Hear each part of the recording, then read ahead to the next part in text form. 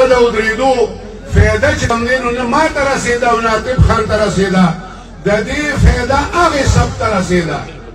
نو زه په چا احسان نه کوم زما په پی ټي آی هېڅ احسان نشته په لیډرانو مې هېڅ احسان نشته او یو بلې خبرې زه خو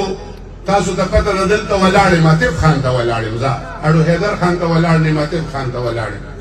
نور په دې ټوله صوبه کې زه د ټولو پی ټي آی په جلسو کې یم او که نه نو زما محترمو بیا د پی ټي آی ورکر چې ما ته کوم عزت راکړی دی د هغې مثال په دنیا کې نه ښکاري ګورې او دا یې راته کله هم نه وي ویلې چې ته کښېنه او عاطف خان دې ولاړي نو وی خیر دی عاطف خان دې کښېني نو په ما یې یو نن کړی دی او زه چې نن دا میدان هغه ته پرېږدم دا صرف د ورکر د وجې ستاسو د پی ټي آی د ورکر د وجې نعره تکبیر عمران خان